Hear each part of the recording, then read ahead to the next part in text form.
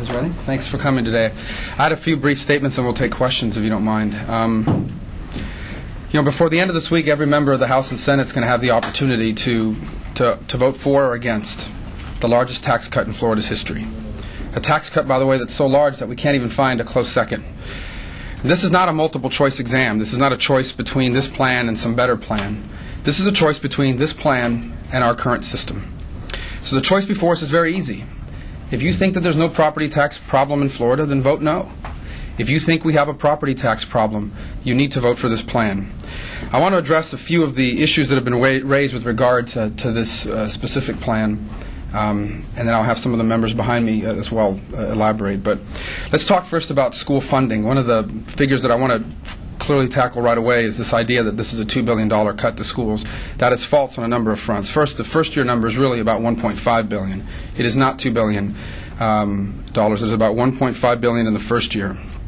By the way, the idea of including schools in the cut came from the people who are now the critics. The House Democrat plan included schools, and they don't replace the revenue. In fact, let me read you what the release said. It said, "It is likely that the above reductions would at least be partially offset by increases in documentary stamps and sales tax receipts." The Democratic plan recognized then what we recognize now. How much schools get in the budget is an annual decision. Schools aren't guaranteed that $1.5 billion next year, as some claim they will lose. How much schools get is decided by how much of a priority we make it in the legislature, and education is our top priority. It's interesting to note that in defending their plans, the Democratic leadership took some of the same positions that we're taking now. Let me read you what they said. From the Palm Beach Post, May 16, 2007, as reported by Dara Kam. Are you here, Dara? Palm Beach Post here? Okay, okay. Well, someone ran this over to her later. It says that this is a quote. "The legislature should be put in the same position as counties and cities. We believe you can rearrange priorities and get rid of things that are wasteful and make up the amounts. But everybody's going to have to shoulder the burden on this. We are asking counties and cities to arrange their priorities to address these issues.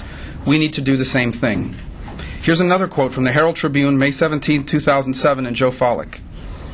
"It's easy to tell counties and local officials that they need to govern themselves, but we need to do the same up here." End quote. Here's from the Associated Press, May 16, 2007. "The Democratic plan includes cutting school property taxes required by the state as well as local ones. They said that state dollars generated mostly by sales tax should close the resulting gap of more than $1 billion annually." The second issue that's been addressed is some have worried about the Save Our Homes cap and what it can mean in terms of losing that. That is not an accurate assessment of what is happening. We are not simply doing away with the Save Our Homes cap. We are getting rid of a valuation cap for homeowners and replacing it with a tax cap for everyone. Homeowners who are doing well under Save Our Homes will get to keep their cap until they move, until they sell their home. Homeowners who are not doing well under Save Our Homes get the benefit of a new cap, a cap on taxes. And for the first time in our history, every single non-homesteaded property in Florida will now have the benefit of a cap as well. I've also heard concerns that there are beneficiaries and non-beneficiaries, that some benefit and some do not. That is also not accurate. Every single property in Florida will get a property tax cut and a property tax cap. Let me walk through the different categories. Business properties. This is the menu of benefits that business properties would get. They would get a cut in November of this year on their property taxes for the first time in history.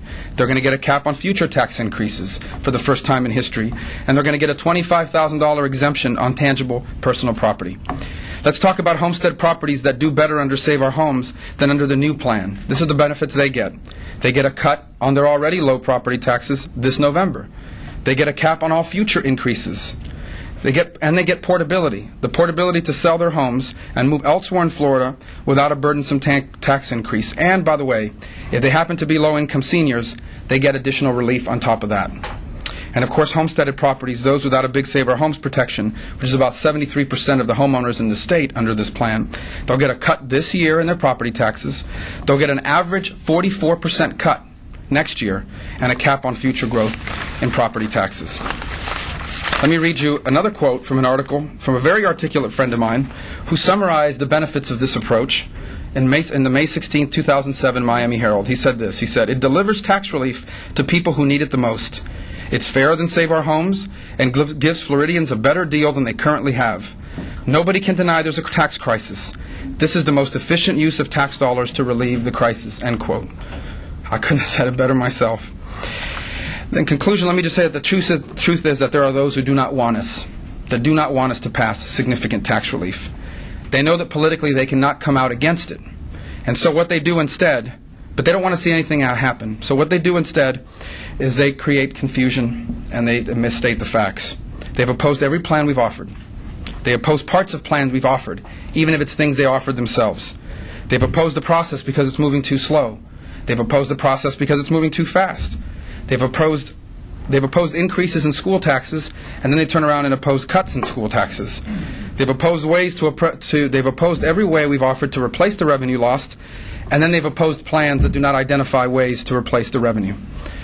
If you're against property tax cuts, you should say you're against property tax cuts. If you're up here to do the bidding of Florida cities and counties and local governments, you should say that you're up here to do that.